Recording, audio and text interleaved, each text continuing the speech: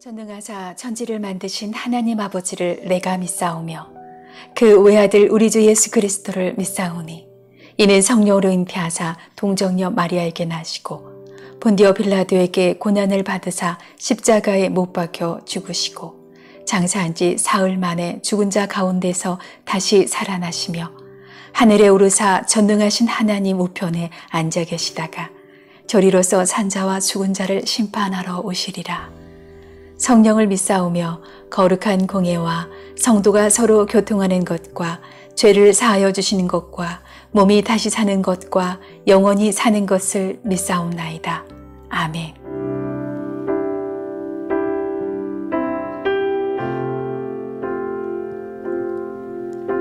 우리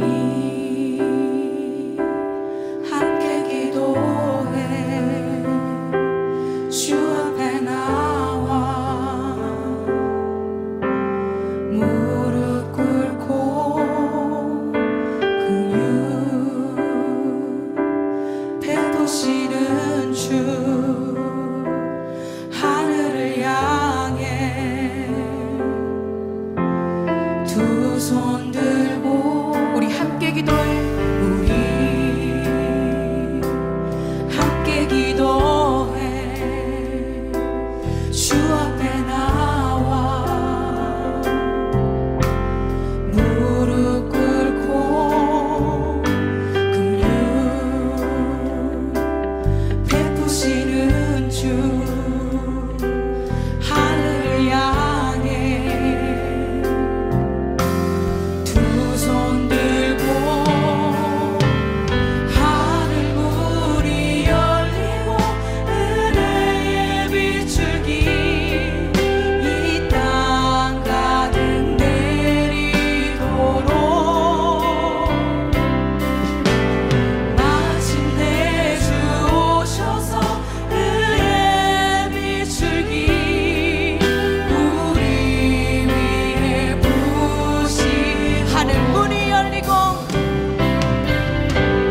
하늘 문이 열리고 은혜의 비출기 이 땅 가득 내리도록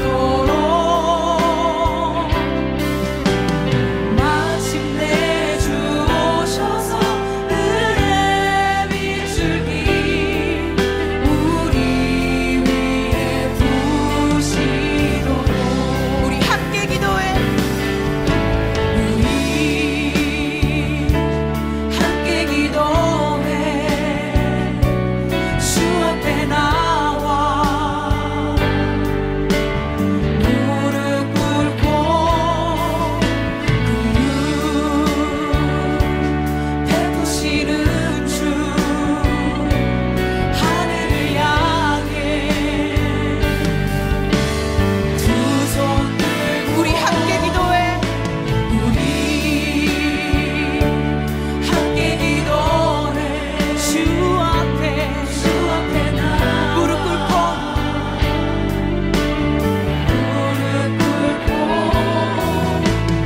긍휼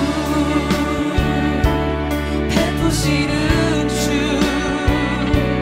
하늘을 향해 두 손 들고 하늘 문이 열리고 은혜의 비출기 이 땅 가득 내리도록 마침내 주 오셔서 은혜의 비출기 우리 위에 부으시도록 하늘 문 제17장 에브라임 산지에 미가라 이름하는 사람이 있더니 그의 어머니에게 이르되 어머니께서 은천백을 잃어버리셨으므로 저주하시고 내 귀에도 말씀하셨더니 보소서 그 은이 내게 있나이다. 내가 그것을 가졌나이다. 그의 어머니가 이르되 내 아들이 여호와께 복받기를 원하노라. 미가가 은 1,100을 그의 어머니에게 도로 주매 그의 어머니가 이르되 내가 내 아들을 위하여 한 신상을 새기며 한 신상을 부어 만들기 위해 내 손에서 이 은을 여호와께 거룩히 드리노라. 그러므로 내가 이제 이 은을 내게 도로 주리라. 미가가 그 은을 그의 어머니에게 도로 주었으므로 어머니가 그 은 200을 가져다 은장색에게 주어 한 신상을 새기고 한 신상을 부어 만들었더니 그 신상이 미가의 집에 있더라.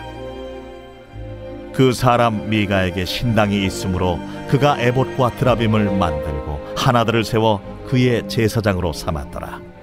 그때에는 이스라엘에 왕이 없었으므로 사람마다 자기 소견에 옳은 대로 행하였더라. 유다 가족에 속한 유다 베들레헴에 한 청년이 있었으니 그는 레위인으로서 거기서 거류하였더라.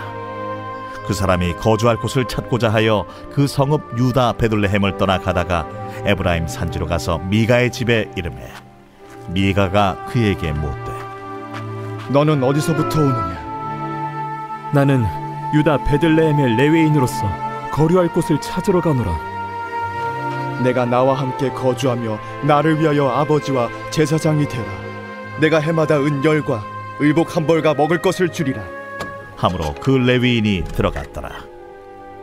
그 레위인이 그 사람과 함께 거주하기를 만족하게 생각했으니 이는 그 청년이 미가의 아들 중 하나같이 됨이라.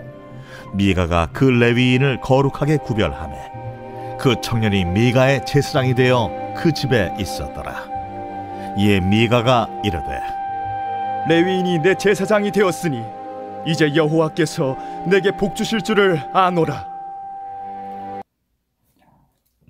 지난 시간까지 삼손 살펴보았습니다. 6명의 사사기에 나오는 주요 사사들을 이제 다 살펴보았는데요. 6명의 주요 사사가 이 사사기의 중심 부분이지요. 자, 6명의 주요 사사는 온니엘에서 시작해서 삼손으로 끝이 나는데요. 이 삼손의 이 사사기의 중심 부분 6명의 주요 사사의 이야기는 반복해서 말씀드리지만 나선형 타락 구조를 보여주고 있습니다. 그래서 점진적으로 나선형을 그리면서 점진적으로 타락해 가는 이스라엘의 모습을 보여주고 있는 거죠. 자, 나선형, 반복되는 패턴이 있지요. 이스라엘이 하나님께 범죄하면 하나님이 이스라엘을 징계하시고 이스라엘이 회개하면 하나님이 다시 구원해 주십니다. 범죄와 징계와 회개의 구원의 이 패턴을 반복하면서 이스라엘이 이제 점진적으로 타락해 가는 겁니다. 그래서 이 6명의 사사가 나오는데 이 6명의 사사가 점진적으로 무능합니다. 그래서 갈수록 사사들의 결함이 많고 사사들의 불순종이 극심해지죠. 그리고 이스라엘 전체가 타락하면서 세속화됩니다. 즉 가나안화되는데요. 그 대표적인 모습이 여성의 인권이 소멸되고 내부의 갈등은 증진되어서 지파 간의 전쟁이 확산됩니다. 이러한 상황 속에서 삼손은 가장 타락하고 가장 무능한 사사의 모습을 보여줍니다. 자, 이 사사기의 중심 부분인 이 6명의 주요 사사의 이야기를 통해서 자, 독자가 얻을 수 있는 물음은 이거죠. 이 삼손이라는 사사를 보면서 과연 이 점진적으로 타락하는 이 인간 사사에게 희망이 있는가? 이 삼손이라는 사사를 보면서 과연 저 사사가 이스라엘을 구원할 수 있는가라는 의문점이 들게 됩니다. 그리고 이제 17장에서 21장의 사사기의 결론이 나오는데요. 이 결론은 자, 두 부분으로 나눠집니다. 17장에서 18장은 미가의 이야기가 나오고요. 19장에서 21장은 베냐민 지파와 이스라엘 간의 전쟁이죠. 미가의 이야기는 자, 우상 숭배가 주요 이야기이고, 베냐민 지파와 이스라엘의 전쟁은 바로 내전, 내부의 갈등이 주요 이야기인데요. 자, 이 사사기의 결론에서 이 결론을 앞뒤로 감싸고 있는 말씀이 있습니다. 자, 17장 6절과 사사기 제일 마지막, 제일 끝절, 제일 마지막 장 21장 25절에 자, 나오는 말씀이 있는데요. 자, 17장 6절을 우리가 함께 보시겠는데, 17장 6절을 보시면, 자, 그때에는 이스라엘에 왕이 없었으므로 사람마다 자기 소견에 옳은 대로 행하였더라. 이 말이 사사기의 결론인 17장의 시작과 결론의 마지막인 21장 끝을 앞뒤로 감싸고 있습니다. 결론에서 하고자 하는 이야기는 자, 바로 17장 6절의 말씀이죠. 그리고 이스라엘에 왕이 없어서 사람이 자기 소견에 옳은 대로 했다. 이 말이 이제 17장과 21장 그 결론 부분에서 총 4번 반복되는 것을 볼 수 있습니다. 이스라엘에 왕이 없다. 자, 여기서의 이 왕은 중의적인 의미를 가지고 있는데요. 자, 이스라엘이 왕이 없어서 그 결과로 사람이 자기 소견에 옳은 대로 행하였다. 이 말 다시 말하면은요. 이건 긍정적인 평가가 부정적인 말이잖아요. 그러니까 다시 말하면 이스라엘에게 필요한 것은 왕이라는 거죠. 앞서 말씀드렸지만 인류에게 필요한 것은 참된 왕입니다. 인류를 구원할 수 있는 것은 참된 왕, 공의와 정의를 행하는 왕, 또 공의뿐만 아니라 사랑과 공의의 온전한 균형을 갖춘 참된 왕이 인류에게 구원을 허락할 수 있습니다. 자, 교육과 철학이 인류에게 구원을 주지 못했고, 과학기술의 발달이 인류에게 구원을 준 것이 아니라 과학기술의 발달이 세계 2차 대전에 참담한 결과를 낳았습니다. 이념과 철학이 인류에게 구원을 주지 못했습니다. 사회주의, 모든 사람이 다 평등하게 사는 유토피아를 만든 사회주의의 이념이 이미 실패했고, 자본주의 또한 그 부작용은 막심한 거죠. 그러니까 인류가 결코 정치제도, 민주주의가 결코 우리에게 구원을 줄 수 없습니다. 여러 가지로 한계를 다 가지고 있는 거죠. 그러니까 인류에게, 우리에게 필요한 것은 왕이다. 진정한 왕이다. 이것을 성서가 우리 가운데 말해주고 있습니다. 자, 이스라엘에게 왕이 없었다. 여기서의 이 왕은 중의적인 의미를 가지고 있습니다. 첫 번째로 이 왕은 인간 왕을 의미합니다. 이스라엘에게 왕이 없었다. 자, 6명의 이 주요 사사들 다 올바르지 못하고 진정한 왕이 못 된다. 이 사사들이, 인간 사사들이 이스라엘의 진정한 왕이 되지 못한다. 자, 이 왕의 두 번째 의미는요, 하나님을 의미합니다. 이스라엘의 왕은 언제나 하나님이십니다. 기드온이 이렇게 말하는 거죠. 사람들이 기드온에게, 야, 너가 우리의 왕이 되어달라. 그랬더니 기드온이 하나님께서 너희를 다스리실 것이다. 그러니까 이스라엘의 왕은 언제나 하나님입니다. 자, 이 결론 부분, 17장부터 21장의 결론 부분의 한 중심인 18장 31절에는요, 하나님의 집이 실로에 있었다. 그러니까 이스라엘의 왕인 하나님이 실로에 계셨음에도 불구하고 이스라엘의 참 왕이신 하나님이 실로에서 이스라엘에 함께 거하셨음에도 불구하고 이스라엘에 왕이 없었다. 무슨 의미입니까?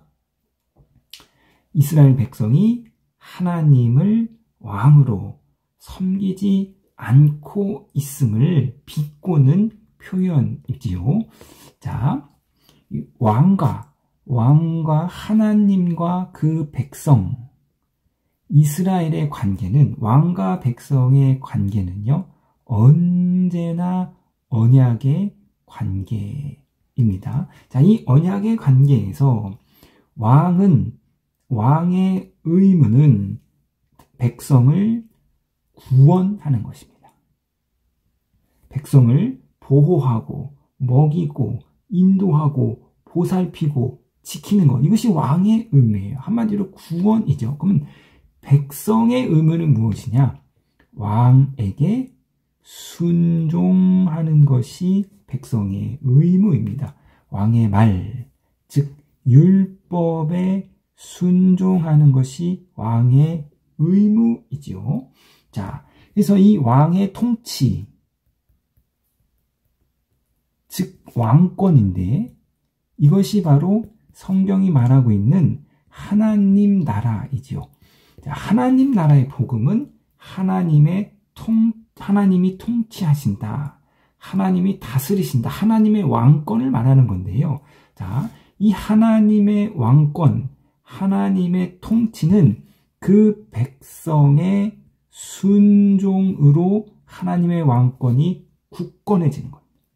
반대로요, 백성의 불순종으로 하나님의 왕권과 통치는 약해지는 거죠. 그러니까 지금 이스라엘 가운데 왕이 존재하지 않았다. 버젓이 하나님의 집이 실로에 있음에도 불구하고 이스라엘 가운데 왕이 존재하지 않았다는 것은 이스라엘 백성의 불순종으로 하나님의 통치와 하나님의 왕권이 저 바닥으로 떨어져 내렸습니다.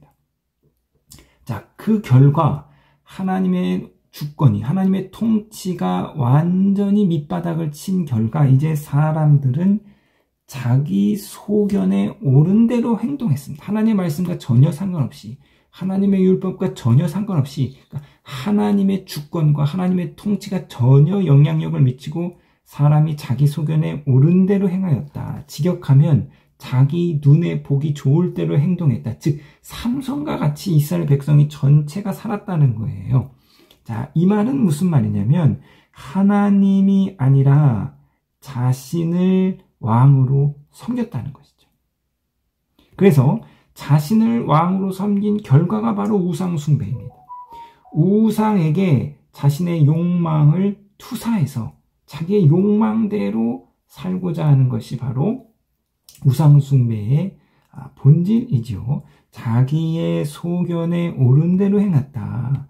자기의 눈에 보기 좋은 대로 행했다. 이는 하나님과의 언약 관계에서 하나님의 말씀에 순종하지 않고 하나님의 왕권에 도전한 반역 사건입니다. 이스라엘 백성은 하나님의 백성으로서 하나님의 율법대로 살아야 하는데 이들이 하나님의 율법이 아니라 자기의 소견대로, 자기의 옳은 대로 살았다. 이것은 하나님의 왕권에 전면적으로 도전하는 반역 행위인 것이고, 이것이 바로 아담이 하나님께 지은 최초의 죄, 인류의 원죄입니다. 자, 그래서 사사기의 결론은 이거죠. 이스라엘에 왕이 없었다. 이스라엘의 타락한 이스라엘 상황을 비꼬는 표현인데요. 그래서 사사기가 결론적으로 하고 싶은 것은 너희가 하나님의 왕권을 인정하고 그 율법에 순종하는 삶을 살거나 너희 소견에 옳은 대로 사는 것이 아니라 하나님의 백성으로서 하나님의 주권과 통치에 온전히 순종하는 삶을 살 것을 이야기하고 있고, 그렇지 아니하고 하나님의 언약을 배반하고 하나님과 반역하여서 너희 소견에 옳은 대로 살 때 그 결과가 얼마나 처참한지를 우리 가운데 보여주고 있습니다. 오늘 주신 말씀 생각하시면서 하나님 앞에 온전히 순종함으로 하나님의 주권과 통치의 보호 안에서 살아가시는 저와 여러분 되시기를 주님의 이름으로 부탁드리겠습니다.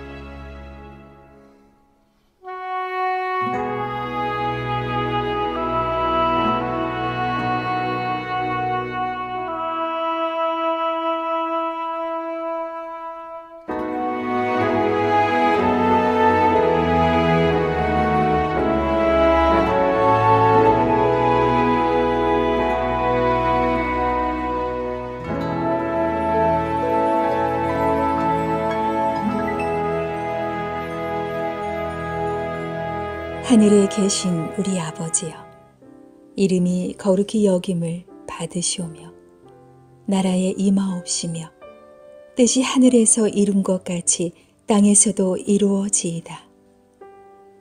오늘날 우리에게 일용할 양식을 주옵시고 우리가 우리에게 죄 지은 자를 사하여 준 것 같이 우리 죄를 사하여 주옵시고 우리를 시험에 들게 하지 마옵시고 다만 악에서 구하옵소서. 대개 나라와 권세와 영광이 아버지께 영원히 있사옵나이다. 아멘.